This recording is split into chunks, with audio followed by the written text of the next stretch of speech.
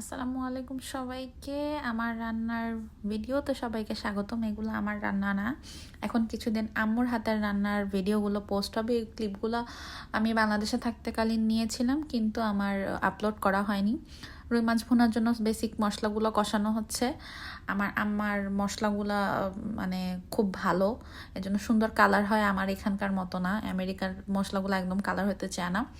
আর রুই মাছ ভুনা আম্মু সবসময় কষানোর সাথে একটু টমেটো দিয়ে দেয়। আমিও একটু গলা গলা টমেটো পছন্দ করি আস্তে আস্তে থেকে।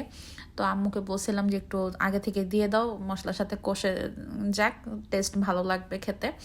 তো সেভাবেই আর কি দেয়া, যেহেতু খুব সিম্পলভাবেই করা, খুব আহামরি কোনো এক্সট্রা কোনো মশলা বা এক্সট্রা কোনো রেসিপি না। চাইলে আপনারা টমেটো পিউরি ইউজ করতে পারেন, আর আমরা করি নাই, আমরা বেসিকভাবেই করছি, বেসিকভাবেই ভালো লাগে। এখন কিছু ধনিয়া পাতা অ্যাড করে দিব। আম্মুর মশলাগুলা ডিফারেন্ট, আসলে মশলাগুলার টেস্ট অন্যরকম, যার কারণে তরকারির চেহারাগুলো দেখতেও খুব সুন্দর লাগে। আমাদের রুই মাছ ভুনা শেষ। আমি কোনো এক্সট্রা করে আর কোনো ক্লিপ নিয়ে নিই বা পিকচার নিতে পারি নাই, জাস্ট এইভাবে এতটুকু ভিডিও নিয়েছিলাম। সবাইকে আল্লাহ হাফেজ।